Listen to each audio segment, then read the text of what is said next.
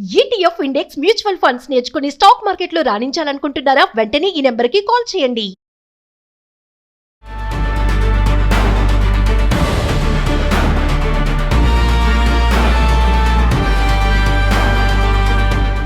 నమస్తే, welcome to Suman TV. Zoom line లో అందుబాటులో ఉన్నారు అమెరికా నుంచి 24 years అమెరికాలో ఉంటున్నటువంటి ఎంఎన్స్ ఎగ్జిక్యూటివ్ వీరభద్రరావు గారు. Over to sir. నమస్తే సార్. నమస్తే సార్, ప్రెసెంట్ చూసుకుంటే మనకి ఒక న్యూస్ అయితే వస్తుంది బాగా, ఏంటంటే అడ్వాన్స్ పరల్తో యుఎస్ఏ బయటికి వెళ్ళాలనుకునే వాళ్ళకి కొత్తగా బిఐఏ రూల్స్ ఏవో చేంజ్ అయ్యాయని చెప్తున్నారు సార్. అంటే ఏంటి అసలు బిఐఏ రూల్స్ ఏంటి, ఈ అడ్వాన్స్ పెరోల్తో ట్రావెల్ ఏంటి అంటే ఒకసారి దాని గురించి. అడ్వాన్స్ పెరోల్ అంటే మీరు గ్రీన్ కార్డ్ అప్లై చేసినప్పుడు 3 స్టెప్స్ ఉంటాయి.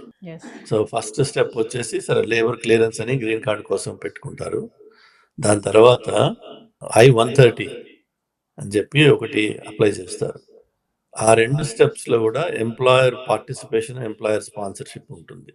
కానీ ఈ I-130 అప్రూవ్ అయిపోయిన తర్వాత అయ్యి 1 year మీకు ఒక స్థాయిలో ఫ్రీడమ్ వస్తుంది అనమాట.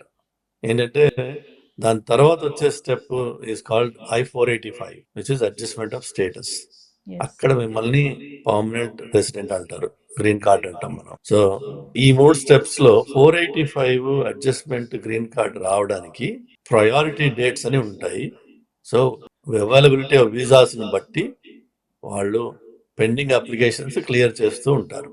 కానీ ఈ I-130 అప్లై చేసి అప్రూవ్ అయిపోయి 1 year దాటినట్టయితే అక్కడి నుంచి వాళ్ళకి అడ్వాన్స్ పెరోల్ అప్లై చేసుకునే అవకాశం ఒకటి ఉంది.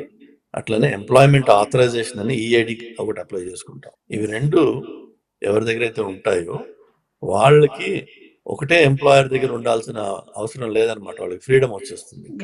సో ఎంప్లాయ్మెంట్ ఆథరైజేషన్ ఉన్న వాళ్ళు ఇక ఫర్దర్ ఎంప్లాయర్ స్పాన్సర్స్ అక్కర్లే, ఇంకా వాళ్ళకి స్పాన్సర్షిప్ వాళ్ళు కంటిన్యూ చేయొచ్చు. ఇక్కడ పర్మనెంట్ గా ఆల్మోస్ట్ పర్మనెంట్ రెసిడెంట్ లాగా ఉంటారు వాళ్ళు. అలానే వాళ్ళకి అడ్వాన్స్ పెరోల్ అనేది ఒక డాక్యుమెంట్ ఇస్తే ఆ పెరోల్ డాక్యుమెంట్ మీద వాళ్ళు in and out of US ఫ్రీగా ట్రావెల్ చేయొచ్చు. వాళ్ళని H-1B లాగా చూడరు అనమాట, వాళ్ళని H-1B+ అవుతారు వాళ్ళు. అంటే on the path to green card, on the path to permanent residency ఉన్నారు కాబట్టి. ఈ అడ్వాన్స్ పెరోల్ మీద ట్రావెల్ చేసేటప్పుడు కూడా ఇంతకు ముందు ఉన్నంత లిబరల్ గా ఉండకుండా ఇప్పుడు ఏం చేస్తున్నారంటే, ఒకవేళ మీకు ఏదన్నా లీగల్ ఇన్ఫ్రాక్షన్స్ ఉన్నట్టయితే, అంటే ఇంతకు ముందు నేను అన్నట్టుగా ఏ DUI ఉంది, లేకపోతే ఏ డొమెస్టిక్ వైలెన్స్ కేసో ఉంది, ఏదో ఒక గొడవ జరిగింది అనుకుందాం. సో ఈ అడ్వాన్స్ పెరోల్ లో ట్రావెల్ చేసేవాడికి కూడా పోర్ట్ ఆఫ్ ఎంట్రీలో మళ్ళీ వెరిఫై చేసి ఒకవేళ ఏదైనా ఇష్యూ ఉన్నట్టయితే అతన్ని డిక్లైన్ చేస్తున్నారు entry. The whole green card process will be cancelled, will be kicked out of the country. So చాలా చాలా చాలా కేర్ఫుల్ గా అమెరికాలో ఉండాల్సిన అవసరం ఉంది. ఏమాత్రం చట్టం చేతిలో పడకుండా, లా అండ్ ఆర్డర్ ఇష్యూస్ లేకుండా క్లీన్ రికార్డ్ తోటి ఉన్నట్టయితే అప్పుడు ఏమీ ఇబ్బందులు ఉండవు. కానీ ఎప్పుడైతే ఆ ఉచ్చులో పడతామో, ఇక ఇష్యూస్ మొదలవుతాయో, అంటే ఇప్పుడు చాలా చండాల పనులు చేస్తున్నారు కొంతమంది. ఈ ఆన్లైన్ స్కామ్స్ అని అన్నెసెసరీగా కక్కుర్తిపడి ఏదో తప్పుడు పని చేసి అందులో ఎక్కడ పట్టుబడ్డాడు అనుకోండి, ఆటోమేటిక్ గా ప్రాబ్లమ్స్ వస్తాయి. తర్వాత ఈ మధ్యన ఇంకోటి కూడా చూస్తున్నారు, బాగా స్క్రూటినీ చేస్తున్నారు. ఏంటంటే మన ఫోన్స్ కానీ ల్యాప్టాప్స్ కానీ తీసుకుని వాట్సాప్ చాట్స్ లేకపోతే ఏదైనా X లో పోస్టులు ఇలాంటివి యాంటీ అడ్మినిస్ట్రేషన్ భావాలను మనం ఏమన్నా ఇక్కడ ఎక్స్ప్రెస్ చేసినట్టయితే ఆటోమేటిక్ గా వాళ్ళని పోర్ట్ ఆఫ్ ఎంట్రీలో రిజెక్ట్ చేస్తారు. సో అలాంటివి మనకి ఎలాగూ పర్మనెంట్ రెసిడెంట్ గా మీకు ఓటేసే హక్కు ఎలాగూ లేదు. మీరు ఇక్కడ ఉన్న సిస్టమ్ ని మార్చగలిగే దమ్ము మీ దగ్గర లేదు. సో దానికోసం అని చెప్పి ఏ X లోనో ఇంకో దాంట్లోనో వెళ్ళి కమెంట్స్ చేసి బూతులు తిడితే వచ్చే లాభం 0. మీరు టెంపరీగా ఉన్నారు ఇక్కడ, టెంపరీగా మాత్రమే ఉండే ఒక వ్యవహారం మనం నేర్చుకోవాలి. చాలా సార్లు ఏమవుతుందంటే ఒక 1 or 2 years ఉన్న తర్వాత, ఒక 5 or 6 years ఉన్నాక యు గో నేటివ్. ఎందుకంటే ఇక్కడే ఉన్నావు, నీకు అలవాటు అయిపోతుంది. అట్లా నేను this is my place. So ఎప్పుడైతే ఆ అష్యూరెన్స్ వచ్చేస్తుందో మనిషికి, కొంత యాటిట్యూడ్స్ మారుతాయి, మాట పద్ధతి మారుతుంది. You start fighting for your rights. కానీ ప్రాబ్లం ఏంటంటే మీకు రైట్స్ లేవు ఇంకా, బికాజ్ మీకు స్టేటస్ లేదు, రైట్?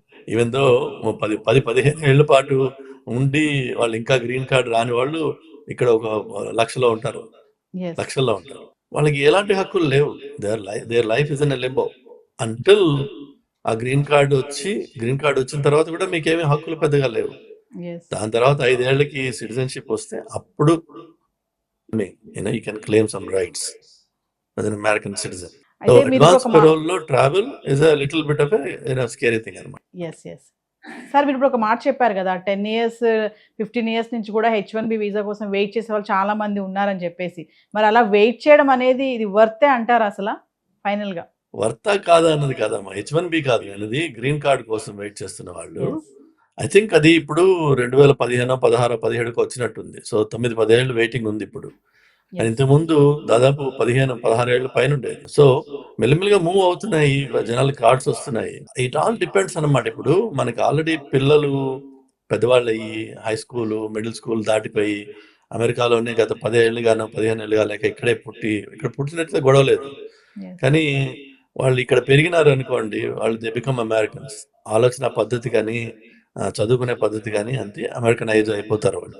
ఆ వయసులో ఒక 15-16 ఏళ్ళు, 14-15 ఏళ్ళ వయసులో పిల్లల్ని మీరు డిస్టర్బ్ చేసి ఇండియాకి తీసుకెళ్ళలేరు. వాడు అక్కడ ఫిట్ కాడు వాడు.